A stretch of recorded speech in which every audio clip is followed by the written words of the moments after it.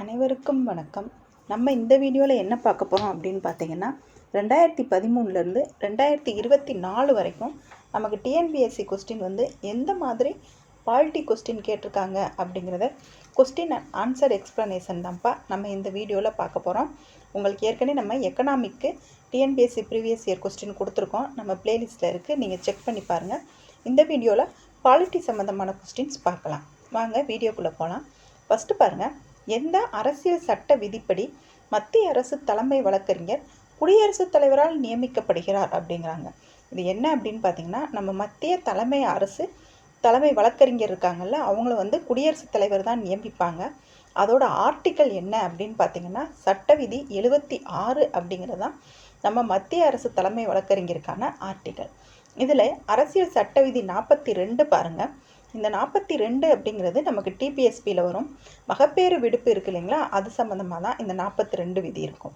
சட்ட விதி 44 என்ன அப்படின்னு பார்த்தீங்கன்னா, நம்ம அடிப்படை உரிமையிலேருந்து சொத்து உரிமையை எடுத்து சாதாரண சட்ட உரிமையை மாற்றுறதுக்கு தான் ஆர்டிக்கல் 44. ஆர்டிக்கல் 153 வந்து ஆளுநர் சம்பந்தமான ஆர்டிக்கல். சரிங்களா? நெக்ஸ்ட் பாருங்கள், பல்வேந்திராய் மேத்தாய் குழு அமைக்கப்பட்ட ஆண்டு எப்பொழுது அப்படின்னு பார்த்தீங்கன்னா, 1956 தான் வந்து இந்த பல்வேந்திரா மேத்தா குழு வந்து அமைச்சிருப்பாங்க. இது எதுக்காக அமைச்சிருப்பாங்க அப்படின்னு பார்த்தீங்கன்னா, அந்த பஞ்சாயத்து ராஜ் சட்டம் இருக்குது இல்லைங்களா, அது சம்மந்தமாக தான் ஒரு 4 இம்பார்ட்டன்ட் குழு வந்து ஆரம்பிச்சிருப்பாங்க.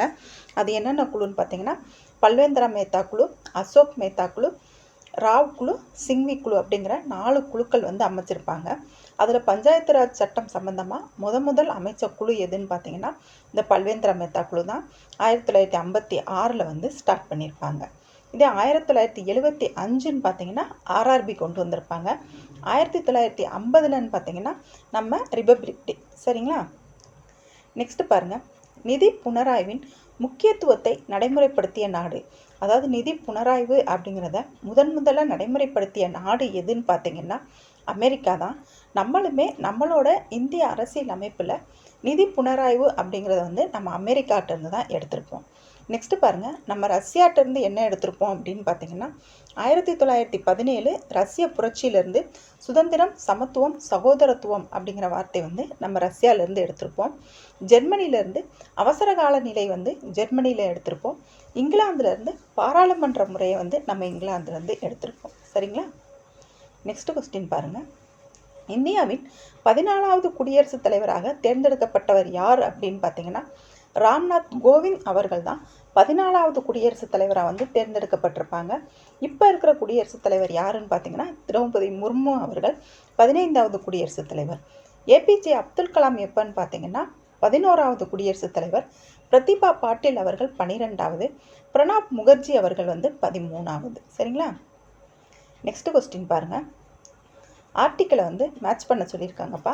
இதில் வந்து விதி 370 எதை பற்றின சட்ட விதின்னு பார்த்தீங்கன்னா, ஜம்மு அண்ட் காஷ்மீருக்குரிய சிறப்பு சட்ட விதி தான் 370. இதை வந்து இப்போ நீக்கிட்டாங்க. 153ன்னு பார்த்தீங்கன்னா ஆளுநர் சம்பந்தமான ஆர்டிக்கல் தான் 153. 163 அப்படிங்கிறது முதலமைச்சர் சம்பந்தமானது. 170ங்கிறது சட்டப்பேரவை சம்பந்தமானது. 163 வந்து அமைச்சர்கள், முதலமைச்சர் எல்லாருமே வந்து ஆளுநருக்கு ஆலோசனை கூறுறதுக்கு இருப்பாங்க அப்படிங்கிறது தான் 163. நெக்ஸ்ட் பாருங்கள், உச்சநீதிமன்ற நீதிபதி ஆவதற்கு தகுதிகள் பற்றி பின்வரும் கூற்றுக்களில் சரியானது எது அப்படின்னு பார்த்தீங்கன்னா, அவள் இந்திய நாட்டின் குடிமக்களாக இருக்க வேண்டும் அப்படின்னு சொல்லியிருக்காங்க. அது சரிதான்ப்பா. ஏன்னா உச்சநீதிமன்ற நீதிபதி ஆகிறதுக்கு ஃபஸ்ட்டு கண்டிஷன் என்ன அப்படின்னு பார்த்தீங்கன்னா, அவங்க இந்திய நாட்டோட குடிமகனாக வந்து இருக்கணும். செகண்ட் பாருங்கள், அவள் உயர்நீதிமன்றத்தின் குறைந்தது 5 வருடம் வழக்கறிஞராக பணியாற்றி இருக்க வேண்டும் அப்படின்னு சொல்கிறாங்க. இது ராங்குப்பா. ஏன்னா உயர்நீதிமன்றத்தில் வழக்கறிஞர் அப்படின்னு பார்த்தீங்கன்னா அவங்க 10 வருஷம் வருவாங்க. நீதிபதி அப்படின்னு பார்த்தா தான் 5 வருடமாக வருவாங்க. அப்போ இந்த கூற்று வந்து தவறு. நெக்ஸ்ட் பாருங்கள், அவள் மாவட்ட நீதிமன்றத்தின் வழக்கறிஞராக பணியாற்றி இருக்க வேண்டும் அப்படின்னு சொல்லியிருக்காங்க. உச்ச நீதிமன்றத்துக்கு வந்து மாவட்ட நீதிமன்ற நீதிபதி அடிப்படையில் வந்து அவங்க எடுக்க மாட்டாங்கப்பா. உயர்நீதிமன்ற நீதிபதியை தான் எடுப்பாங்க. அப்போ இதுவும் ராங்கு. அவன் அவள் 65 வயதை அடைந்தவராக இருக்க வேண்டும் அப்படின்னு சொல்லியிருக்காங்க. இதுவுமே ராங்ப்பா. ஏன்னா உச்சநீதிமன்ற நீதிபதியோட ரிட்டையர்மெண்ட் ஏஜ் என்னன்னு பார்த்தீங்கன்னா 65. இதை 65 நிறைவு செய்யாதவராக இருக்க வேண்டும்னா தான் கரெக்டு. அடைந்தவராக இருக்க வேண்டாம், அது ராங்கு. அப்போ இந்த கொஸ்டினுக்கு எது கரெக்டுன்னு பார்த்தீங்கன்னா ஏ மட்டும்தான். நெக்ஸ்ட் பாருங்க, நாடாளுமன்றத்தில் இரு கூட்டங்களுக்கு இடையில் இருக்கும் கால இடைவெளி, அதாவது நாடாளுமன்றத்தில் 2 கூட்டங்கள் நடத்துகிறாங்கல்ல, பட்ஜெட்டு, குளிர்கால கூட்டத்தொடர், மழைக்கால கூட்டத்தொடர்னு, அப்படி 2 கூட்டங்கள் நடக்கிறதுக்கு இடையில இருக்க கால இடைவெளி எவ்வளவுன்னு பார்த்தீங்கன்னா 6 மாதங்கள். 6 மாதங்கள் அவங்க கேப் விட்டு நடத்திக்கலாம். நெக்ஸ்ட் பாருங்க, பின் வருவனவற்றுள் சரியானதை தெரிவு செய்க அப்படின்னு சொல்லியிருக்காங்க. குடியரசுத் தலைவர் நாட்டின் தலைவர் ஆவார் அப்படின்னு சொல்லியிருக்காங்க. இது சரிப்பா. ஏன்னா நம்ம இந்திய நாட்டோட முதல் குடிமகன் யாருன்னு பார்த்தீங்கன்னா குடியரசுத் தலைவர் தான். நாட்டின் நிர்வாக அதிகாரங்கள் யாவும் குடியரசுத் தலைவரிடம் உள்ளது அப்படிங்கிறாங்க. நம்ம இந்திய நாட்டோட நிர்வாகம் அதிகாரம் எல்லாமே குடியரசுத் தலைவர்கிட்ட தான் இருக்கும். அதே மாதிரி நிர்வாக அதிகாரங்கள் கொண்ட நடவடிக்கைகள் எல்லாமே குடியரசுத் தலைவர் பேர்லே தான் நடைபெறும். அப்போ கூற்று 1, 2 ரெண்டுமே சரியானது தான். நெக்ஸ்ட் பாருங்க, துணை குடியரசுத் தலைவர் மாநிலங்களவை கூட்டங்களுக்கு தலைமை ஏற்கிறார் அப்படிங்கிறாங்க. துணை குடியரசுத் தலைவர் அவர் பதவி வழியாக மாநிலங்களவையோட தலைவராக தான் இருப்பாங்க. அதனால மாநிலங்களவை கூட்டங்களுக்கு அந்த தலைவர் தானே பொறுப்பேற்பாங்க. அப்போ துணை குடியரசுத் தலைவர் மாநிலங்களவை தலைவர் அப்படிங்கிறது கரெக்டு தான்ப்பா. இதுக்குரிய ஆர்டிக்கல் என்னன்னா ஆர்டிக்கல் 64. அவர் மாநிலங்களவையினால் தேர்ந்தெடுக்கப்படுகிறார் அப்படின்னு சொல்லியிருக்காங்க. அது ராங்குப்பா. ஏன்னா துணை குடியரசுத் தலைவர் மாநிலங்களவையால் தேர்ந்தெடுக்கப்பட மாட்டாங்க.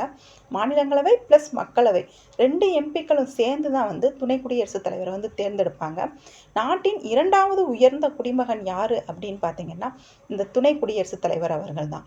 அவங்க துணை குடியரசுத் தலைவராக இருக்கிறதுக்கு அவங்களுக்கு சம்பளம் கிடையாதுப்பா. மாநிலங்களவை தலைவராக இருக்கிறதுனால தான் அவங்க சேலரி வாங்குவாங்க. சரிங்களா? நெக்ஸ்ட் பாருங்க, எந்த சட்டம் மத்திய அரசாங்கத்தில் இரட்டை ஆட்சி முறையை ஏற்படுத்தியது அப்படின்னு பார்த்தீங்கன்னா நமக்கு இந்திய அரசு சட்டம் 1935 தான் மத்திய அரசாங்கத்தில் இரட்டை ஆட்சியை அறிமுகப்படுத்துச்சு. மாகாணங்களுக்கு சுயாட்சியை கொடுத்துச்சு. சரிங்களா? நெக்ஸ்ட் பாருங்க, ராஜ்யசபாவிற்கு ஒதுக்கப்பட்ட பரிந்துரைக்கப்படும் உறுப்பினர்கள் எத்தனை பேர் அப்படின்னு பார்த்தீங்கன்னா 12 பேர். அதாவது ராஜ்யசபாவிற்கு ஒதுக்கப்பட்ட பரிந்துரைக்கப்படும் உறுப்பினர்கள் எத்தனை பேர் அப்படின்னு பார்த்தீங்கன்னா 12 பேர். இது நம்ம மாநிலங்களவைக்கு நம்ம குடியரசுத் தலைவர் பரிந்துரையின் அடிப்படையில் 12 பேரை நியமிப்பாங்கப்பா. அவங்க கலை, இலக்கியம், கூட்டுறவு, சமூக சேவை இதிலெல்லாம் அதாவது அந்த விஷயத்துலலாம் மிகுந்த திறமையானவர்களாக இருக்கும் பட்சத்தில் அவங்கள குடியரசுத் தலைவர் அவர்கள் நியமிப்பாங்க. ராஜ்யசபாவில் மொத்த உறுப்பினர்கள் பார்த்தீங்கன்னா 250 பேர். அதில் 12 பேரை தான் குடியரசுத் தலைவர் அவர்கள் நியமிப்பாங்க. இந்த நியமன உறுப்பினர்கள் குடியரசுத் தலைவர் எலெக்ஷனில் ஓட்டு போட மாட்டாங்கப்பா.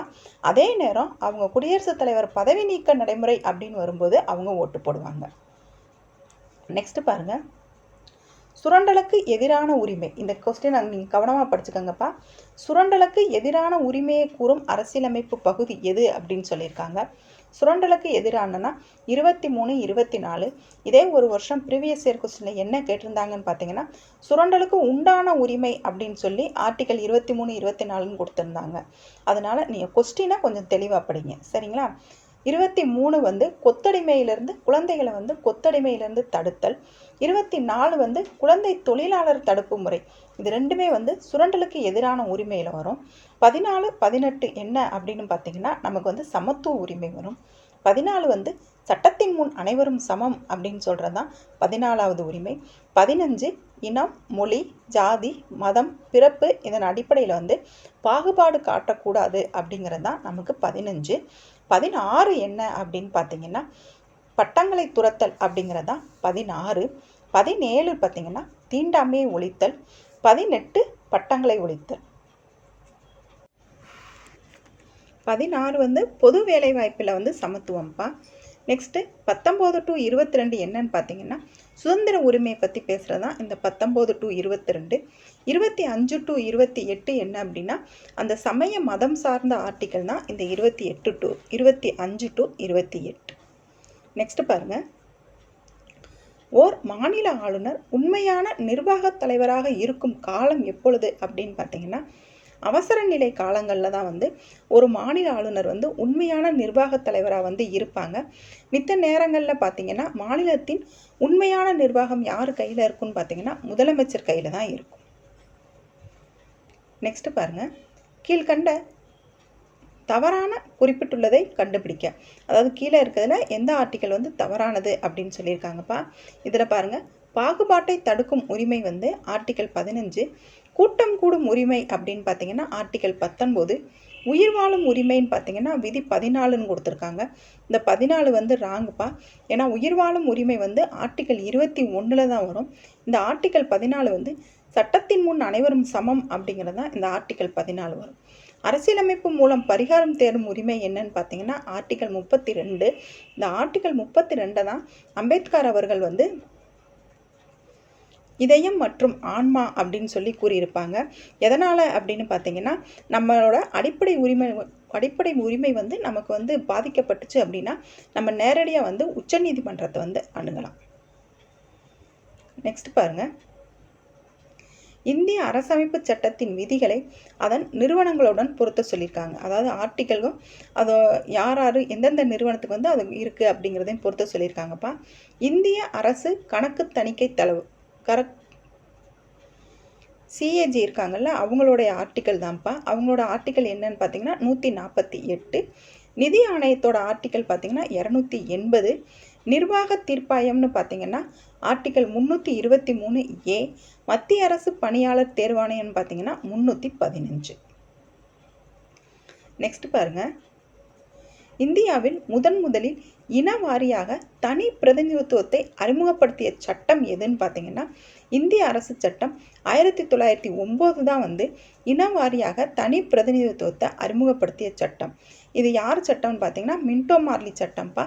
எதனால் இதை சொல்கிறாங்கன்னா அந்த சட்டத்தில் தான் வகுப்பு வாரி இடஒதுக்கீடு வந்து முஸ்லீம்களுக்கு வந்து கொடுத்துருப்பாங்க. 1919 வந்து மின்டோ மார்லி சீர்திருத்த சட்டம்.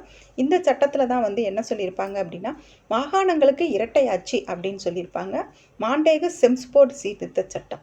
1935 இந்திய அரசு சட்டம் என்ன சொல்லியிருப்பாங்க, மத்தியில் இரட்டை ஆட்சி, மாகாணங்களுக்கு வந்து சுயாட்சி கொடுத்துருப்பாங்க.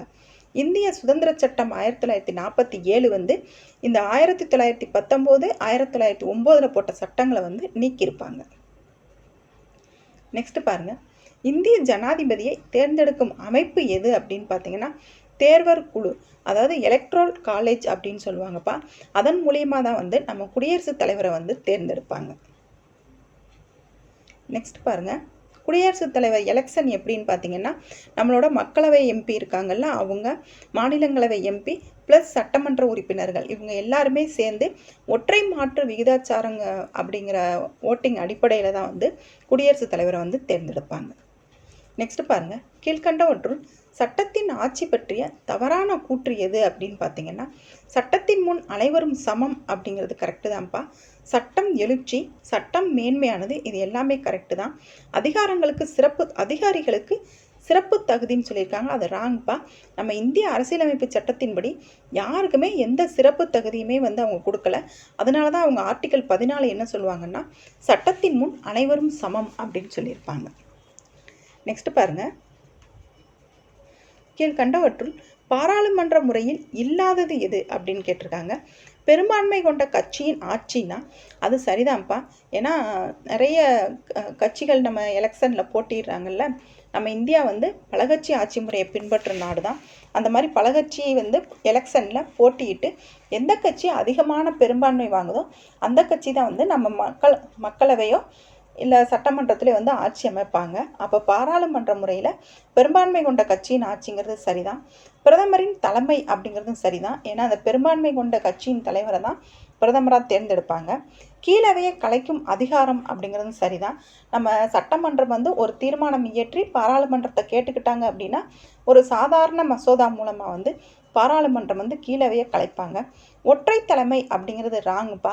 ஏன்னா நம்ம பாராளுமன்றம் வந்து ஒற்றை தலைமை கிடையாது, நம்ம கூட்டாட்சி முறையை தான் பின்பற்றுறோம். அப்போ அதுதான் வந்து ராங்கு. நெக்ஸ்ட் பாருங்க, 1969 டாக்டர் பி.வி. ராஜமன்னார் குழு ஏற்படுத்தப்பட்டது. அது எதுக்காக ஏற்படுத்தப்பட்டது அப்படின்னு சொல்லி கேட்குறாங்கப்பா.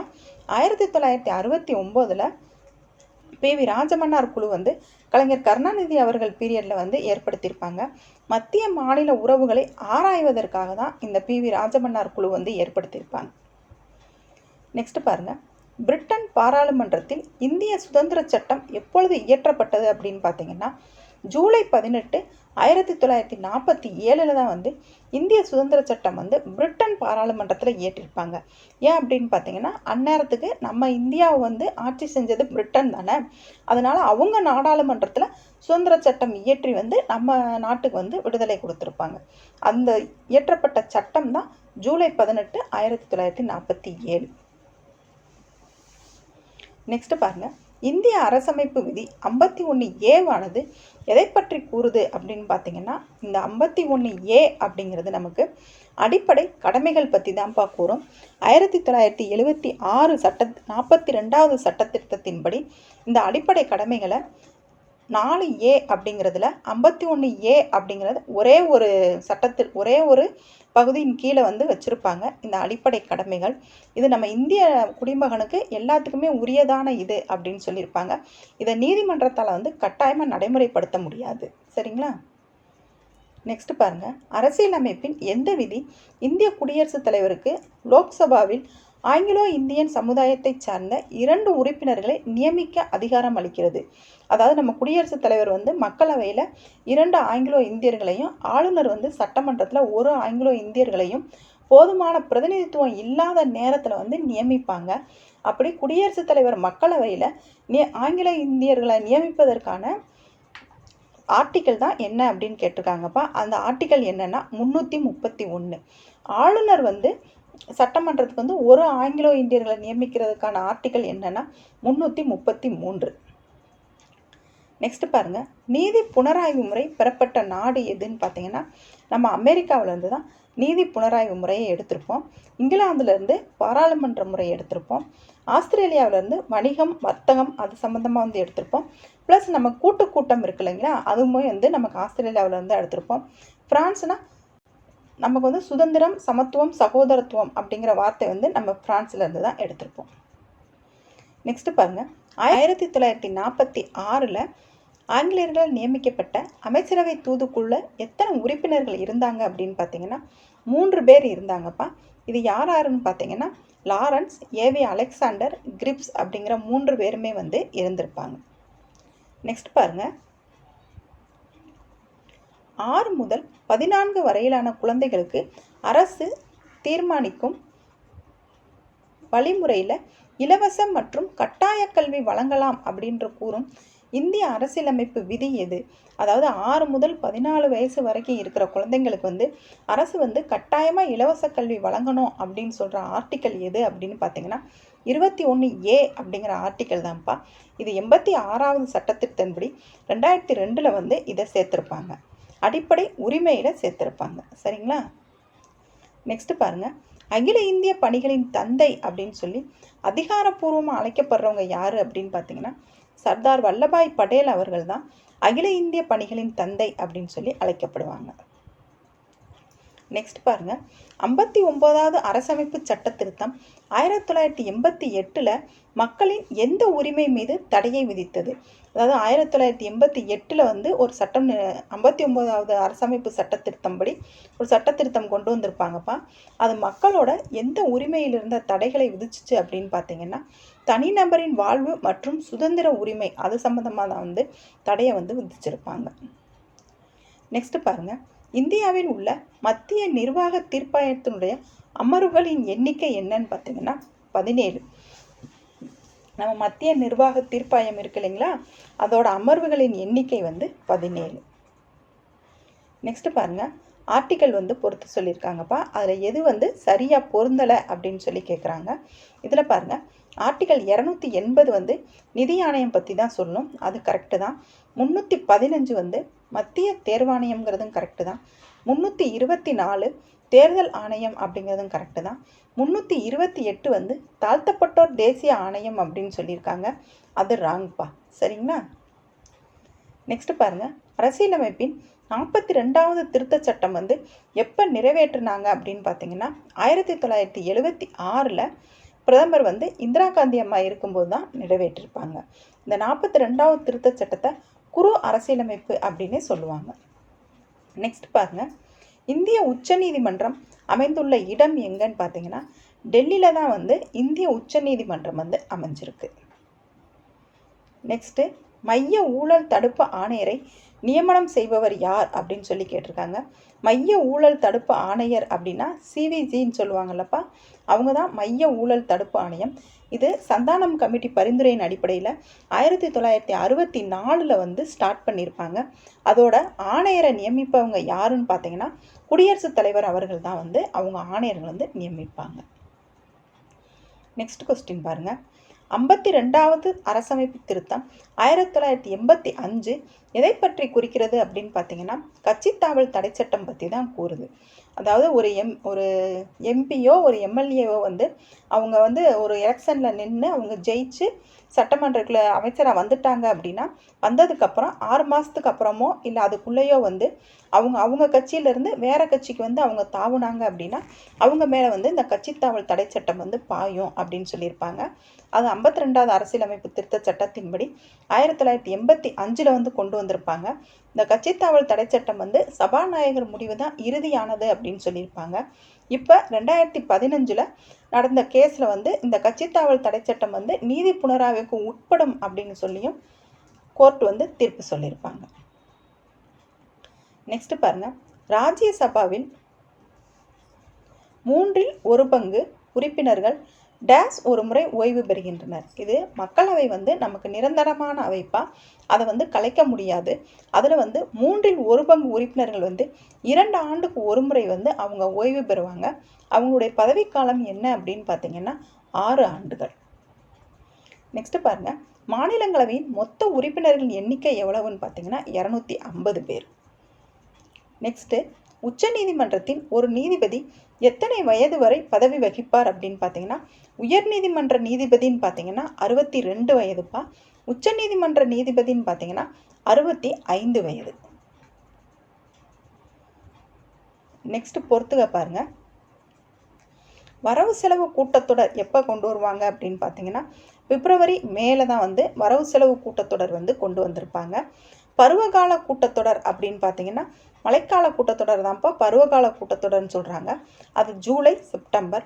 பண மசோதா அப்படிங்கிறது மக்களவையில் மட்டும்தான் தாக்கல் செய்ய முடியும், அதை மாநிலங்களவையில் தாக்கல் செய்ய முடியாது.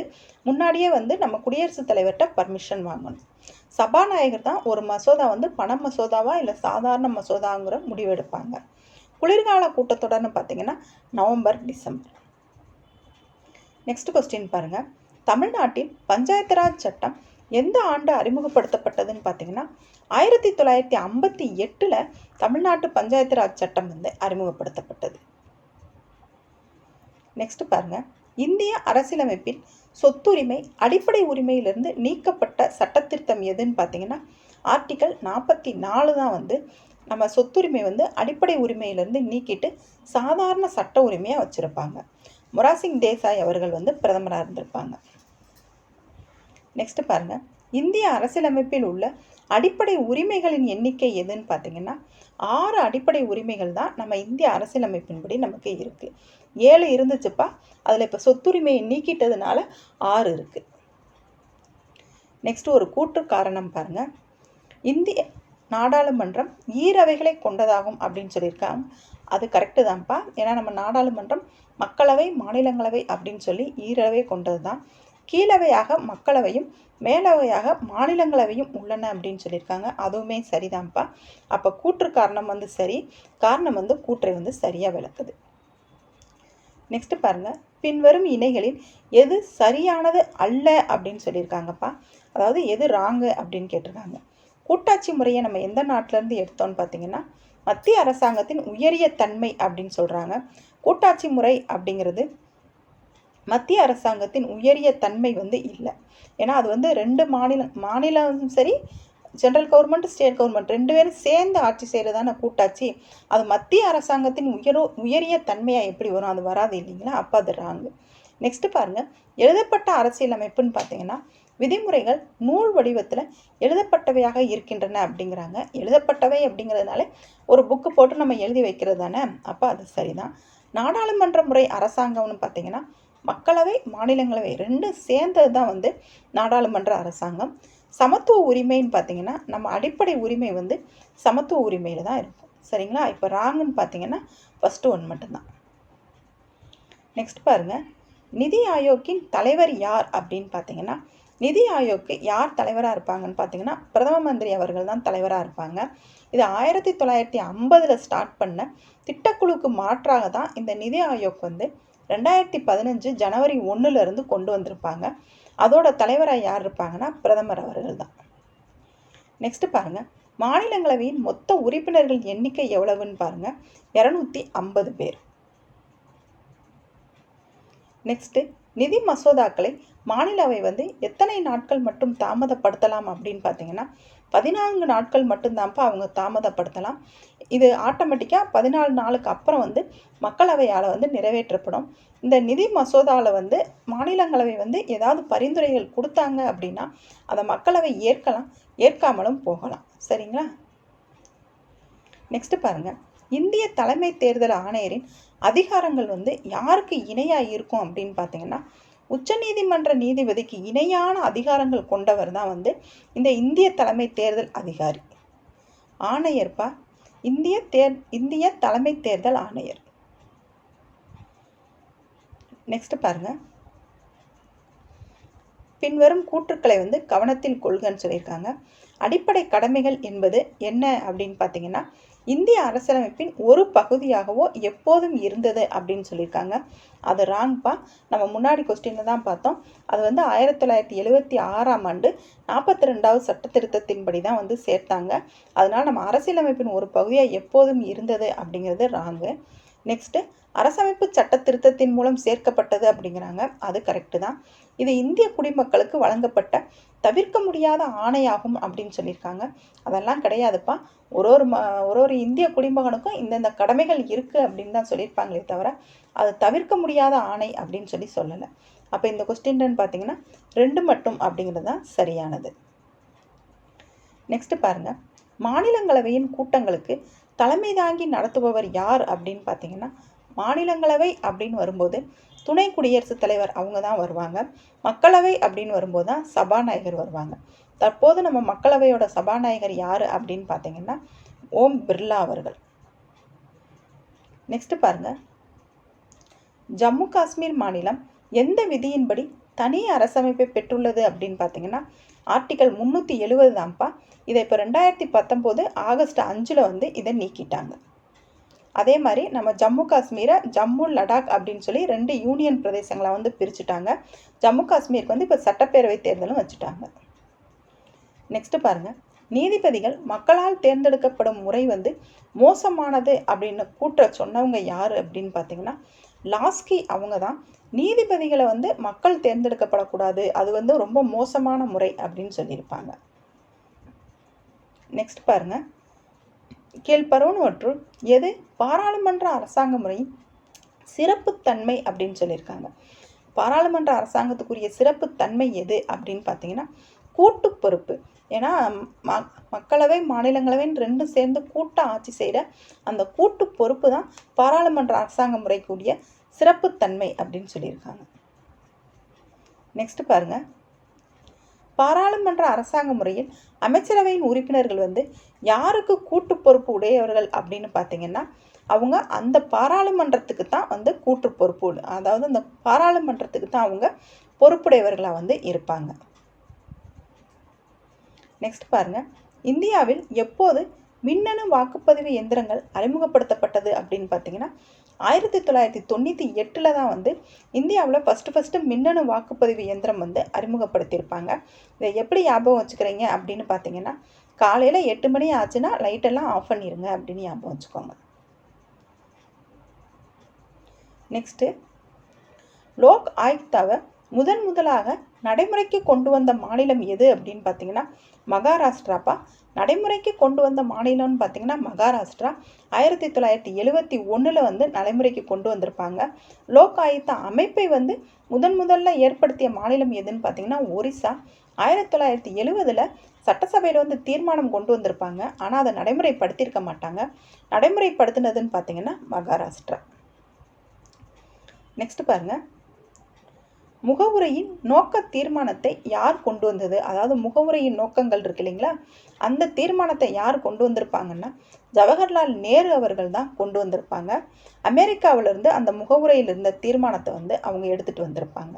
இதை வந்து ஜனவரி 22, 1950 வந்து அதை வந்து முகவுரை தீர்மானத்தில் வந்து சேர்த்துருப்பாங்க. இவங்க டிசம்பர் மாதமே அதுக்கான பரிந்துரையை வந்து வச்சுருப்பாங்க. நெக்ஸ்ட் பாருங்க, அரசு பணியாளர்களுக்கு எந்த சரத்து அரசமைப்பு சட்டம் வந்து பாதுகாப்பு அளிக்கிறது? அதாவது நம்ம அரசு பணியாளர்களுக்கு வந்து ஒரு அரசமைப்பு சட்ட பாதுகாப்பு வேணும் இல்லைங்களா, அது எந்த ஆர்டிக்கல் மூலம் கிடைக்குது அப்படின்னு பார்த்தீங்கன்னா ஆர்டிக்கல் 311. நெக்ஸ்ட் பொறுத்துக பாருங்க, குழுக்கள் தலைவர்கள் சொல்லியிருக்காங்க. அதாவது எந்தெந்த குழுக்கள் வந்து எதுக்கு அமைச்சாங்க அப்படின்னு சொல்லியிருக்காங்கப்பா. பொருளாதார மறு ஆய்வு 1983 அந்த குழு யார் தலைமையில் கொண்டு வந்தாங்கன்னு பார்த்தீங்கன்னா எல்கே ஜா அவர்கள் தலைமையில் தான் பொருளாதார மறு ஆய்வு அப்படிங்கிற குழு வந்து அமைச்சாங்க. எப்போனா 1983. காவல் சட்ட வரைவு குழு 2005 வந்து யார் தலைமையில் கொண்டு வந்தாங்கன்னா சோலே சோராப்ஜி அவங்க தலைமையில் தான் அமைச்சாங்க. பஞ்சாயத்து ராஜ் அமைப்பு குழு 1978 அப்படின்னு பார்த்தீங்கன்னா அசோக் மேத்தா அவர்கள். மத்திய மாநில உறவுகள் குழு 1983 ஆர்எஸ் சர்க்காரியா அவங்க தலைமையில் தான் வந்து மத்திய மாநில குழு வந்து அமைச்சிருப்பாங்க. நெக்ஸ்ட் பாருங்க, கீழ்கண்டவற்றில் எந்த மசோதா பாராளுமன்றத்தில் தனித்தனியாக கொண்டு வந்து பெரும்பான்மை வாக்கு பெற வேண்டும்? அப்படி எந்த மசோதா வந்து பாராளுமன்றத்தில் தனித்தனியாக கொண்டு வந்து பெரும்பான்மை வாக்கு பெறணும் அப்படின்னு பார்த்தீங்கன்னா அரசமைப்பு திருத்த மசோதா தான். நெக்ஸ்ட் பாருங்க, கூட்டாட்சி அரசாங்க முறைக்கு எது சிறப்பு அம்சம் இல்லை அப்படின்னு பார்த்தீங்கன்னா ஒற்றை அரசாங்கம் தான் கூட்டாட்சி அரசமைப்பு முறைக்கு வந்து சிறப்பு அம்சமாக வந்து இருக்காது. நெக்ஸ்ட்டு, தகவல் அறியும் உரிமை சட்டம்படி எத்தனை நாட்களுக்குள் தகவல் வழங்கப்பட வேண்டும் அப்படின்னு பார்த்தீங்கன்னா 30 நாளுக்குள்ள தான் வந்து தகவல் வழங்கணும். தகவல் அறியும் உரிமை சட்டம் வந்து 2005 அக்டோபர் மாதம் வந்து கொண்டு வந்திருப்பாங்கப்பா. அது வந்து ஒரு தகவல் அறியும் உரிமை சட்டம் பெறுறதுக்கு ஒரு சாதாரண இந்திய குடிமகன் வந்து 10 ரூபாய் வந்து அஞ்சல் தலை மூலமாகவோ காசோலையாகவோ செலுத்தி தகவல்களை வந்து பெற்றுக்கலாம். எத்தனை நாட்களுக்குள்ள அவங்க தகவல் வழங்கணும்னு பார்த்தீங்கன்னா 30 நாட்களுக்குள்ள. நெக்ஸ்ட் பாருங்க, கீழ்கண்டவற்றுள் நிதி சம்பந்தப்பட்ட அவசர நிலை பிரகடனம் எந்த விதியுடன் தொடர்புடையது அப்படின்னு பார்த்தீங்கன்னா நிதி அவசர நிலைன்னு பார்த்தீங்கன்னா 360. 352ன்னு பார்த்தீங்கன்னா தேசிய அவசர நிலை. 356ன்னு பார்த்தீங்கன்னா மாநில அவசர நிலை. நெக்ஸ்ட் பாருங்க, மாவட்ட நீதிபதிகளை நியமிப்பது யார் அப்படின்னு பார்த்தீங்கன்னா ஆளுநர் அவர்கள் தான் மாவட்ட நீதிபதிகளை நியமிப்பாங்க. உச்ச நீதிமன்ற உயர் நீதிமன்ற நீதிபதிகளை நியமிப்பவர் யார் அப்படின்னு பார்த்தீங்கன்னா குடியரசுத் தலைவர் அவர்கள் வந்து நியமிப்பாங்க. நெக்ஸ்ட் பாருங்க, தேசிய உறுதிமொழி முதலில் எந்த மொழியில் உருவாக்கப்பட்டது அப்படின்னு பார்த்தீங்கன்னா தெலுங்கு மொழியில தான் வந்து தேசிய உறுதிமொழியை வந்து உருவாக்கியிருப்பாங்க. நெக்ஸ்ட், மக்களாட்சி என்ற சொல்லை முதலில் பயன்படுத்தியவர் யார் அப்படின்னு பார்த்தீங்கன்னா ஹெரோடோட்டஸ் அவங்க தான் வந்து மக்களாட்சி அப்படிங்கிற சொல்லை வந்து ஃபர்ஸ்ட் வந்து பயன்படுத்தியிருப்பாங்க. நெக்ஸ்ட், இந்திய அரசியலமைப்பில் அதிகார பங்கீடு எந்த சட்டத்தின் அடிப்படையில் வந்து வழங்கப்பட்டது? அதிகார பங்கீடு இருக்குல்ல, அது எந்த சட்டத்தின் மூலம் கொடுத்தாங்க அப்படின்னு பார்த்தீங்கன்னா இந்திய அரசு சட்டம் 1935 மூலமாக தான் அதிகார பங்கீடு வந்து வழங்கப்பட்டது. இந்த அதிகார பங்கீடு என்ன அப்படின்னு பார்த்தீங்கன்னா மாகாணங்களுக்கு சுயாட்சி கொடுத்து மத்தியில் இரட்டையாட்சி கொடுத்துருப்பாங்கள்ல, அதுதான்ப்பா அதிகார பங்கீடு. 1919 மின்டோ மார்லி சட்டத்தின் சீர்திருத்தம் வந்து என்ன சொல்லியிருக்கோம் அப்படின்னு சீர்திருத்தம் என்ன சொல்லியிருப்பாங்கன்னு பார்த்தீங்கன்னா வகுப்பு வாரி பிரதிநிதித்துவத்தை தான் சொல்லியிருப்பாங்க. மாண்டேக செம்ஸ்போர்ட் 1919 சட்டம் வந்து என்ன சொல்லியிருக்கோம் அப்படின்னு பார்த்தீங்கன்னா மாகாணங்களின் இரட்டையாட்சியை கொண்டு வந்திருப்பாங்க. நெக்ஸ்ட் பாருங்க, இந்திய அரசியலமைப்பின் எந்த பகுதியில் மாநில அரசாங்கம் பற்றி விவரிக்கப்படுகிறது அப்படின்னு பார்த்தீங்கன்னா நமக்கு மத்திய கவர்மெண்ட் அப்படின்னு பார்த்தீங்கன்னா நமக்கு 5ஆம் பகுதி வரும்பா. மாநிலங்கள் அப்படிங்கும்போது 6ஆம் பகுதி தான் வரும். நெக்ஸ்ட்டு, எது பாராளுமன்ற அரசாங்க முறையில் நிர்வாகத்துறைக்கு கூட்டு பொறுப்பாக திகழ்கிறது அப்படின்னு பார்த்தீங்கன்னா பாராளுமன்றம் தான் அரசாங்க முறையில் வந்து நிர்வாகத்துறைக்கு வந்து கூட்டு பொறுப்பாக வந்து இருக்கும். நெக்ஸ்ட் பாருங்க, சட்டத்தின் ஆட்சி என்ற கருத்தினை பிரபலப்படுத்தியவர் யார் அப்படின்னு பார்த்தீங்கன்னா ஏவி டைசி. அதாவது சட்டத்தின் ஆட்சி அப்படிங்கிற கருத்தை கூறினவங்க யாருன்னு பார்த்தீங்கன்னா ஏவி டைசி அவர்கள். நெக்ஸ்ட் பாருங்க, பொது உடைமை அரசு இருக்குல்ல, அந்த பொது உடைமை அரசு இல்லாத கண்ட்ரி எது அப்படின்னு தான் கேட்டிருக்காங்க. சீனா, கியூபா, வடகொரியா இதிலெல்லாம் பொது உடைமை அரசு தான் இருக்கும். ஜப்பானில் வந்து பொது உடைமை அரசு வந்து இருக்காது. நெக்ஸ்ட் பாருங்க, குடிமக்களின் அடிப்படை கடமைகள் பற்றி விளக்கும் அரசமைப்பு திருத்தச் சட்டம் எது அப்படின்னு பார்த்தீங்கன்னா, அதாவது அடிப்படை கடமைகள் வந்து எந்த அரசமைப்பு திருத்தச் சட்டம் மூலம் கொண்டு வந்ததுன்னு பார்த்தீங்கன்னா 42. நெக்ஸ்ட் பாருங்க, பூஜ்ய நேரம் நடைமுறைப்படுத்தப்பட்ட ஆண்டு எப்பொழுதுனா 1962 தான் வந்து இந்த பூஜ்ய நேரம் அப்படிங்கிற ஒன்றே வந்து நடைமுறைக்கு கொண்டு வந்திருப்பாங்க. அது வரைக்கும் இந்த பூஜ்ய நடைமுறை நேரம் வந்து இருக்காதுப்பா. 62 தான் முதல்ல நடைமுறைக்கு கொண்டு வந்திருப்பாங்க. நெக்ஸ்ட் பாருங்க, பாராளுமன்றத்தில் பண மசோதாவை அறிமுகப்படுத்த யாருடைய முன்வரைவு தேவைப்படுகிறது அப்படின்னு பார்த்தீங்கன்னா, நம்ம முன்னாடி கொஸ்டின்லேயே பார்த்தோம், பண மசோதா வந்து குடியரசுத் தலைவர்கிட்ட பர்மிஷன் வாங்கிட்டு தான் வந்து நம்ம மக்களவையில் தாக்கல் செய்வாங்க. நெக்ஸ்ட் பாருங்க, ஆளுநரை நியமிப்பவர் யார் அப்படின்னு பார்த்தீங்கன்னா குடியரசுத் தலைவர் அவங்க தான் வந்து ஆளுநரை வந்து நியமிப்பாங்க. நெக்ஸ்ட் பாருங்க, அவசர சட்டங்களை வெளியிடுபவர் யார் அப்படின்னு பார்த்தீங்கன்னா அவசர சட்டம் அப்படின்னு பார்த்தீங்கன்னா அதை யார் வெளியிடுறாங்க அப்படின்னு பார்த்தீங்கன்னா ஆளுநர் அவர்கள் தான் வெளியிடுவாங்க. ஏன்னா இதில் வந்து நமக்கு குடியரசுத் தலைவர் அப்படிங்கிறது ஆப்ஷனில் இல்லைப்பா. ஆப்ஷனில் இருந்துச்சுன்னா நம்ம குடியரசுத் தலைவர் கொடுத்துருக்கலாம். குடியரசுத் தலைவர் இல்லை அப்படிங்கிற பட்சத்தில் அதுக்கப்புறம் மாநிலங்களுக்கு அவசர சட்டங்களை கொண்டு வருவாங்க ஆளுநர் தானே. அப்போ ஆளுநர் தான் சரியான ஆன்சர். ஆப்ஷன் என்ன கொடுத்துருக்காங்கன்னு பார்த்து அதன் அடிப்படையில் வந்து நீங்கள் கொஸ்டின் ஆன்சர் எடுக்க பாருங்கள். சரிங்களா? நெக்ஸ்ட் பாருங்கள், எந்த நாட்டின் நிர்வாக சிறப்பு கூறுகளான நிழல் அமைச்சரவை வந்து அமைந்துள்ளது அப்படின்னு பார்த்தீங்கன்னா பிரிட்டனில் தான் வந்து நிழல் அமைச்சரவை வந்து அமைஞ்சிருக்கு. நெக்ஸ்ட்டு, இந்திய அரசால் முதல் செம்மொழியாக தமிழ் மொழி அறிவித்த ஆண்டு எப்பொழுதுனா 2004 தான் வந்து முதல் செம்மொழியாக வந்து தமிழை வந்து அறிவிச்சிருக்காங்க. இப்போ வந்து இன்னொரு 5 மொழி வந்து அறிவிச்சிருக்காங்கப்பா. மொத்தம் 11 மொழி வந்து செம்மொழியாக வந்து இருக்குது. நெக்ஸ்ட்டு, ராஜ்யசபா என்பது பாராளுமன்றத்தின் எந்த அவை அப்படின்னு பார்த்தீங்கன்னா ராஜ்யசபா அப்படிங்கிறது மேலவையை தான் குறிக்கும். ஏன்னா லோக்சபா அப்படிங்கிறதான் கீழவையை வந்து குறிக்கும். நெக்ஸ்ட் பாருங்க, செழுமை அடுக்கினர் என்ற கருத்தாவது முதலில் அறிமுகப்படுத்தப்பட்ட வழக்கு எது அப்படின்னு பார்த்தீங்கன்னா உங்களுக்கு இந்திராசானி விசஸ் இந்தியன் யூனியன் வழக்கில் தான் வந்து இந்த செழுமை அடுக்கினர் அப்படிங்கிற கருத்தை வந்து முதல்ல வந்து கொண்டு வந்திருப்பாங்க. அதாவது கிரிமி லேயர், நான் கிரிமி லேயர் அப்படின்னு சொல்கிறாங்கல்லப்பா, அதை தான் வந்து இந்த செழுமை அடுக்கினர் அப்படின்னு சொல்லுவாங்க. நெக்ஸ்ட் பாருங்க, முதல் திருத்தச் சட்டத்தை பற்றிய வாக்கியங்களில் எவை உண்மையானவை அப்படின்னு கேட்டிருக்காங்க. முதல் திருத்தச் சட்டம் வந்து 1952 வந்து இயற்றினாங்க அப்படின்னு சொல்கிறாங்க. அது ராங்குப்பா. 1951 வந்து இயற்றிருப்பாங்க. முதல் திருத்தச் சட்டம் முதல் பொது தேர்தலுக்கு முன்பு இயற்றப்பட்டது அப்படிங்கிறாங்க. அது கரெக்டு தான்ப்பா. ஏன்னா 1952 தான் வந்து நமக்கு முதல் பொது தேர்தல் கொண்டு வந்திருப்பாங்க. அதுக்கு முன்னாடியே வந்து இயற்றிருப்பாங்க. இது தற்காலிக பாராளுமன்றத்தால் இயற்றப்பட்டது அப்படிங்கிறாங்க. அதுவுமே சரிதான். ஏன்னா நம்ம முதல் பொது தேர்தல் நடத்தி முடித்ததுக்கப்புறம் 1950 தானே குடியரசுத் தலைவராகி நிரந்தரமான அவையை வந்து கொண்டு வந்திருப்பாங்க. அப்போ 2 கூற்றுமே சரிதான். அப்போ ஃபஸ்ட்டு ஒன் மட்டும்தான் ராங். சரிங்களா? நெக்ஸ்ட் பாருங்க, இந்திய பாராளுமன்றம் செயலாட்சி அலுவலர் மீது தனது நிதி சார்ந்த கட்டுப்பாட்டை செலுத்தும் இவர் வழியே, அதாவது யார் வழியே வந்து இந்திய பாராளுமன்றம் வந்து செயலாட்சி அலுவலர் மீது நிதி சார்ந்த கட்டுப்பாட்டை செலுத்தும் அப்படின்னு பார்த்தீங்கன்னா இந்திய தலைமை கணக்கு தணிக்கையாளர், அதாவது ஆடிட்டர் ஜெனரல் அப்படின்னு சொல்லுவாங்க. அவங்க மூலமாக தான் வந்து நிதி சார்ந்த கட்டுப்பாட்டை வந்து செலுத்தும். நெக்ஸ்ட் பாருங்க, இந்திய தலைமை தணிக்கையாளரை எந்த விதியின்படி குடியரசுத் தலைவர் நியமிக்கிறான்னு பார்த்தீங்கன்னா தலைமை தணிக்கையாளர்னு பார்த்தீங்கன்னா ஆர்டிகல் 148.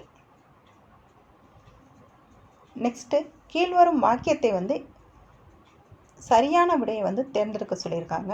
உறுப்பு 308 முதல் 314 வரையிலான அரசமைப்பை சட்டம் வந்து அகில இந்திய பணிகள் பற்றி கூறுகிறதுங்கிறாங்க. அது சரிதான்ப்பா.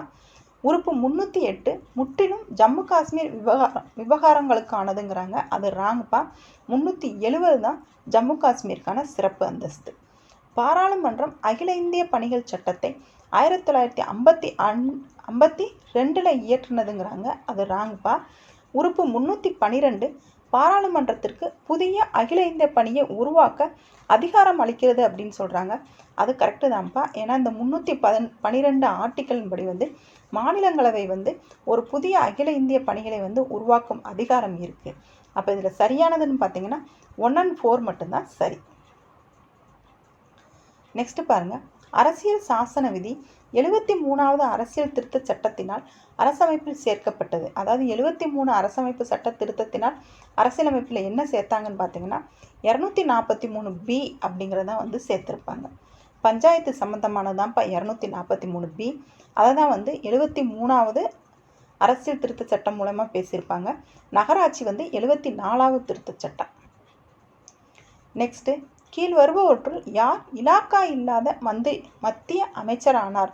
அதாவது அமைச்சருக்குன்னு ஒரு இலாக்கா ஒதுக்குவாங்கல்ல, அப்படி இலாக்கா ஒதுக்காமல் யார் மத்திய அமைச்சராக இருந்தாங்க அப்படின்னு பார்த்தீங்கன்னா கோபாலசாமி ஐயங்கார். அவங்க தான் வந்து இலாக்கா இல்லாத மத்திய அமைச்சராக வந்து செயல்பட்டாங்க. நெக்ஸ்ட்டு, நாடாளுமன்றத்தின் அதிகாரங்கள் தொடர்பாக பின் வருவனவற்றில் எவை சரி அல்ல அப்படின்னு கேட்டிருக்காங்கப்பா. நாடாளுமன்றம் 3 விதமான அவசர நிலை பிரகடனத்தை அனுமதிக்கலாம் அப்படின்னு சொல்லியிருக்காங்க. நெக்ஸ்ட் பாருங்க, நாடாளுமன்றம் மாநில சட்டமேலவையை நீக்க முடியாது அப்படின்னு சொல்லியிருக்காங்க. நாடாளுமன்றம் வந்து மாநில சட்டமேலவையை நீக்கும் அதிகாரம் வந்து அவங்களுக்கு இருக்குது. மாநிலங்களவையின் எல்லைகளை மாற்ற முடியாதுங்கிறாங்க. ஒரு மாநிலத்தோட எல்லையை கூட்டவோ குறைக்கவோ அதிகாரம் வந்து நாடாளுமன்றத்துக்கு இருக்குது. ஒரு உயர்நீதிமன்றத்தை 2 அல்லது அதற்கு மேற்பட்ட மாநிலங்களுக்கு ஏற்படுத்தலாம் அப்படிங்கிறதும் சரிதான். குடியரசுத் தலைவர்கிட்ட பர்மிஷன் வாங்கி 2 அல்லது அதற்கு மேற்பட்ட மாநிலங்களை வந்து அவங்க ஏற்படுத்தலாம், அதுவும் சரிதான். அப்போ ராங்குன்னு பார்த்தீங்கன்னா செகண்ட் ஒன் மட்டும்தான்.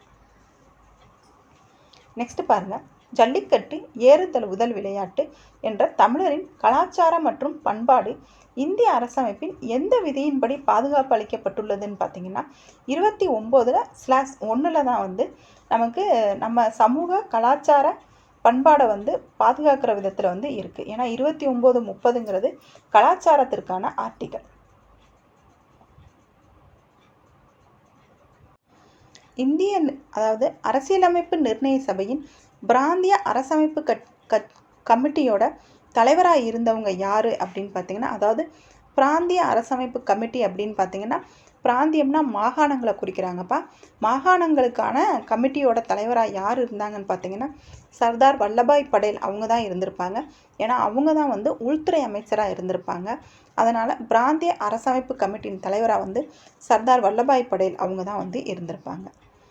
நெக்ஸ்ட் பாருங்கள், கீழ்கண்டவற்றில் எவர் வரைவு குழுவில் உறுப்பினராக இடம்பெறவில்லை அப்படின்னு பார்த்தீங்கன்னா வரைவு குழுவில் அம்பேத்கரோட சேர்ந்து மொத்தம் 8 பேர் வந்து உறுப்பினர்களாக இருந்திருப்பாங்கப்பா.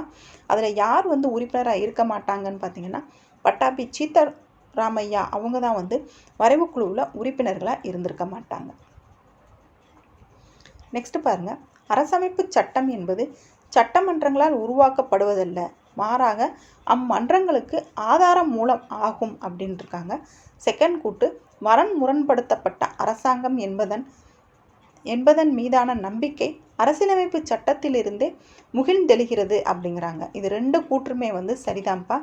அரசியலமைப்பு சட்டம்ங்கிறது சட்டமன்றங்களால் உருவாக்கப்படுவதல்ல, அம்மன்றங்களால் ஆதாரம் மூலம்ங்கிறதும் கரெக்டு தான். வரைமுறைப்படுத்தப்பட்ட அரசாங்கம் என்பதோட நம்பிக்கை தான் அரசியலமைப்பு சட்ட திட்டத்தில் வந்து இருக்குது அப்படிங்கிறாங்க. அதுவுமே சரிதான். நெக்ஸ்ட் பாருங்க, 1986ஆம் ஆண்டில் மக்களாட்சி மற்றும் மேம்பாட்டிற்கான பஞ்சாயத்து நிறுவனங்களை புதுப்பிக்க அமைக்கப்பட்ட குழு, அதாவது பஞ்சாயத்து நிறுவனங்களுக்காக அமைக்கப்பட்ட குழு எதுன்னு பார்த்தீங்கன்னா 1986ன்னு பார்த்தீங்கன்னா எல்லாம் சிங்வி குழு தான் வருவாங்க. நெக்ஸ்ட் பாருங்க, அரசமைப்பின் முகவுரையில் குறிப்பிடப்பட்டுள்ள கொள்கையோட சரியான வரிசை எது அப்படின்னு பார்த்தீங்கன்னா இறையாண்மை, சமதர்மம், சமய சார்பற்ற, மக்களாட்சி, குடியரசு அப்படிங்கிறது தான் கரெக்டான வரிசை. நெக்ஸ்ட்டு பொறுத்துக்க பாருங்கள். முதல் பட்டியலில் என்ன இருக்கும் அப்படின்னு பார்த்தீங்கன்னா, மாநிலங்கள் மற்றும் யூனியன் பிரதேசங்களோட பேர் தான் வந்து முதல் பட்டியலில் இருக்கும். 11வது பட்டியலில் என்ன இருக்குன்னு பார்த்தீங்கன்னா பஞ்சாயத்து. 7வது பட்டியலில் என்ன இருக்குன்னு பார்த்தீங்கன்னா மத்திய அரசு மற்றும் மாநில அரசுகளுக்கு இடையான அதிகார பகிர்வு தான் வந்து 7வது அட்டவணையில் இருக்கும். 8ஆம் பட்டியலில் வந்து மொழிகள் சம்மந்தமாக கூறுறது தான் 8ஆம் பட்டியல். அப்போ 3, 4, 1, 2 அப்படிங்கிறது தான் சரியான ஆன்சர்.